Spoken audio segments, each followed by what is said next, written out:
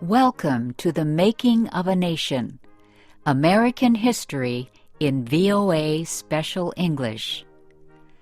A new leader stood before the American people on March 4th, 1913. He was Woodrow Wilson, the 28th President of the United States. Wilson belonged to the Democratic Party. He was progressive in his belief that government should take an active part in efforts for social reforms. This week in our series, Kay Gallant and Harry Monroe begin the story of Wilson's presidency.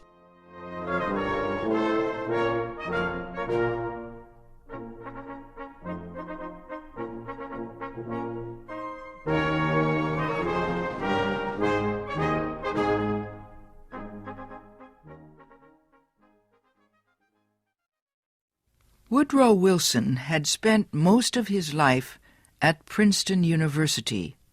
First, he was a professor. Then he was university president. Next, Wilson was elected governor of the state of New Jersey.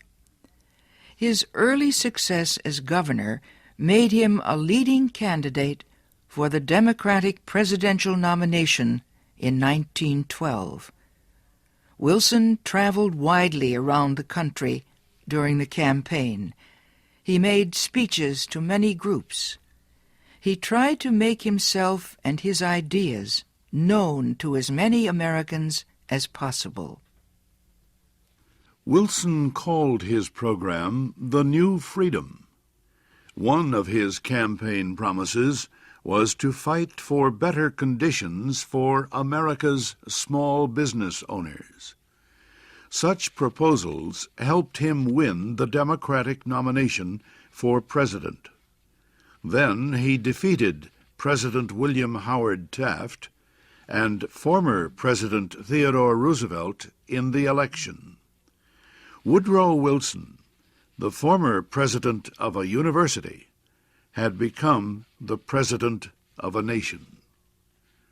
The largest crowd in Washington, D.C.'s history welcomed Wilson outside the Capitol building on the day of his inauguration.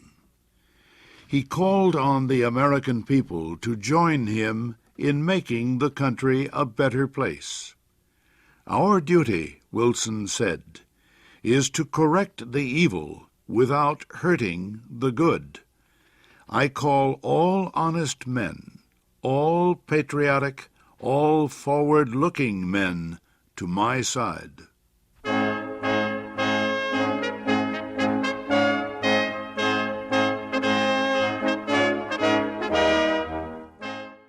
Wilson wasted no time. He immediately called a special session of Congress to act on Democratic campaign promises to reduce import taxes or tariffs. Wilson felt strongly about the need to reform these taxes. He broke tradition by leaving the White House to appear before Congress in person to appeal for his tariff proposals. Many members of Congress opposed Wilson's plans, but the new president used the results of a Senate investigation to win the fight. The investigation showed that a number of senators owned companies that depended on high tariffs for their profits. The votes of these senators were influenced by their property holdings. Public knowledge of the situation forced many of them to give up their holdings and stop resisting tariff reform. Congress finally approved Wilson's proposals. Lower tariffs reduced the amount of money taken in by the federal government. So the Senate also approved a tax on income or earnings. A constitutional amendment had been passed earlier to permit such a tax. President Wilson and the Democratic Party were pleased with the new tariff and income tax bills. But they were far from finished.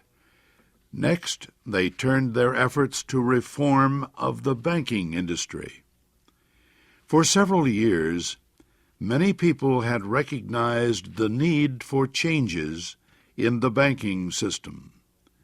The old system of uncontrolled private banks had developed years earlier, before the United States became a major industrial nation.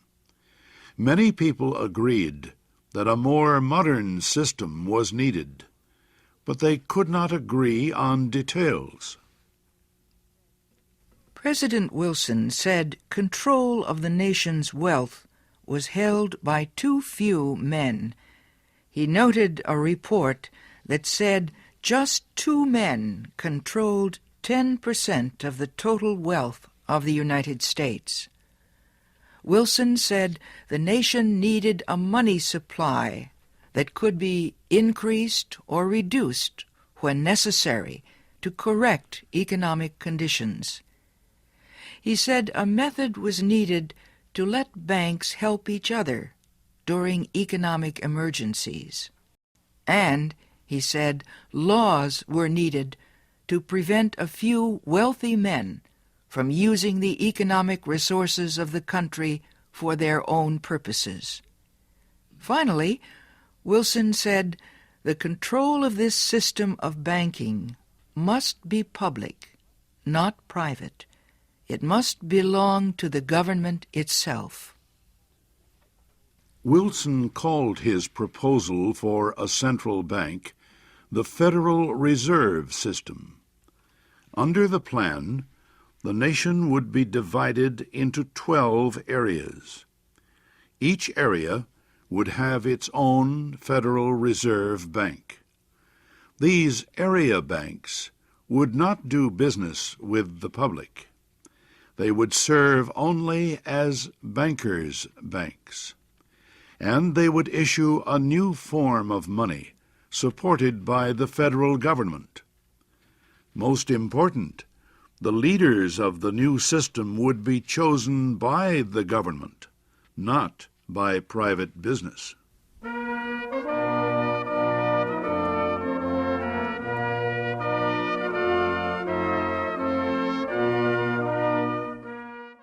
Bankers, business leaders, and their representatives in Congress sharply criticized President Wilson's proposals. They said government control of the banking system was socialism, not capitalism. But Wilson refused to change his proposals, and he helped to lead the fight to make them law. Finally, Congress agreed. It did not take long for bankers to discover that the new system was much better than the old one.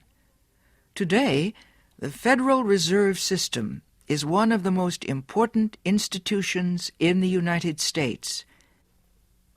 For Woodrow Wilson, the fight over the banking system was yet another political success. He had won major reforms in the nation's tariffs, taxes, and banking systems.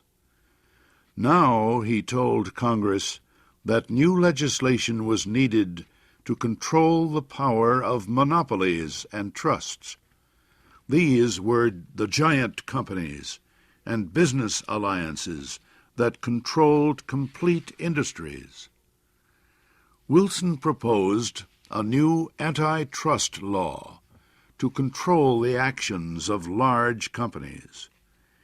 His supporters in Congress wrote a bill that listed a number of business activities that no longer would be permitted. For example, no longer could a company set prices that would reduce competition or create a monopoly. No longer could corporations buy stocks of competing companies. No longer could they demand that a store refuse to sell competing products. The new bill also protected labor unions from being charged with antitrust violations. It gave unions more power to organize and protect workers.